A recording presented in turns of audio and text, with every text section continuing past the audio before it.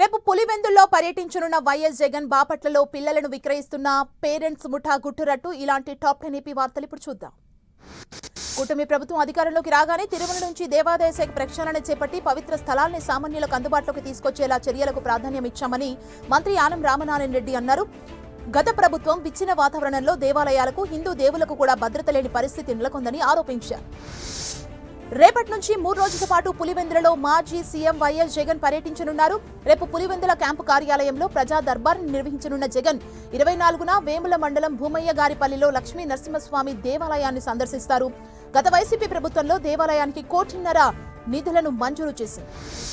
కడప జిల్లా చక్రాయపేట మండలం కుమార కాల్వ వద్ద విషాదం చోటు చేసుకుంది. పాపాగ్ని నదిలో అక్రమంగా జరిగిన ఇసుక తవ్వకాలు 2 విద్యార్థుల ప్రాణాలు తీశాయి.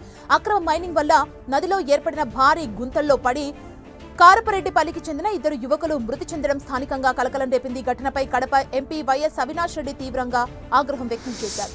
వైసీపీ కాపు నాయకులపై కాపు corporation chairman Kothapalli Subbarayudu fire అయ్యారు. వైసీపీ కాపు నాయకులు చెప్పే కబుర్లన్నీ శ్రీరంగ నీతుల్లా ఉన్నాయన్నారు. కాపుల పోరాటం ద్వారా సాధించుకున్న 5% రిజర్వేషన్లు రద్దు చేసింది గత వైసీపీ ప్రభుత్వం కాదా అని ప్రశ్నించారు. కూటమి ఉన్నంతకాలం వైసీపీ అధికారంలోకి రావడం కల అని కొత్తపల్లి సుబ్బారాయుడు అన్నారు. విశాఖకు చెందిన టెకి రాధా గాయత్రి మృతి కేసులో న్యాయం కోసం ఆమె కుటుంబ సభ్యులు పోరాడుతున్నారు. గాయత్రి మృతిపై టీడీపీ ఏపీ ప్రెసిడెంట్ పల్లా శ్రీనివాసరావును గాయత్రి తల్లిదండ్రులు కలిశారు. పల్లా శ్రీనివాస్ దగ్గర కన్నీరు పెట్టుకున్న గాయత్రి తల్లి తనకు న్యాయం చేయాలని విజ్ఞప్తి చేశారు. అల్లుడే తమ కుమార్తెను హత్య చేశాడని ఆరోపించారు. శ్రీకాకుళం జిల్లా కొత్తూరు సర్కిల్ పిఎస్ దగ్గర ఉద్రిక్తత నెలకొంది. ఎమ్మెల్సీ దువ్వాడ శ్రీనివాస్ను విడిచిపెట్టాలంటూ అనుచరులు ఆందోళనకు దిగారు. స్టేషన్ ముందు దివ్వెల మాధురి దువ్వాడ అనుచరులు బైఠాయించారు. దీంతో దివ్వెల మాధురిని పోలీసులు అదుపులోకి తీసుకున్నారు. గతంలో CM Chandrababu deputy CM Pawan Kalyan పై అనుచిత వ్యాఖ్యలు చేశారన్న ఆరోపణలపై దువ్వాడను పోలీసులు విచారిస్తున్నారు.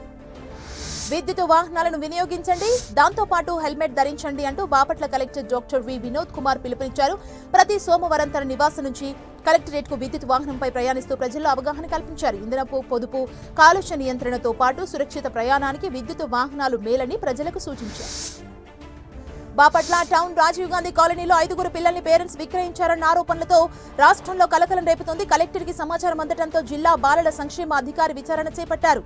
పిల్లల్ని అప్పికట్ల పీహెచ్సీలో వైద్యారోగ్య పరీక్షలు చేయించి విక్రయిస్తున్నట్లు సమాచారం అందడంతో దర్యాప్తును స్పీడప్ చేశారు.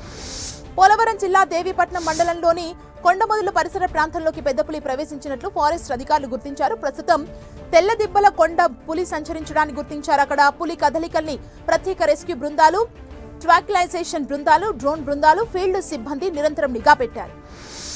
శ్రీశైలం మహాక్షేత్రానికి భక్తులు పోటెత్తారు. తెలుగు రాష్ట్రాల నుంచి కాకుండా కర్ణాటక, మహారాష్ట్ర నుంచి భక్తులు అధిక సంఖ్యలో శ్రీశైల భ్రమరాంబ మల్లికార్జున స్వామి అమ్మవార్ల దర్శనానికి తరలివస్తున్నారు. దీంతో క్యూ లైన్లన్నీ భక్తులతో నిండిపోయాయి. స్వామి అమ్మవార్లను దర్శించుకొని మొక్కులు చెల్లించుకుంటున్నారు భక్తులు.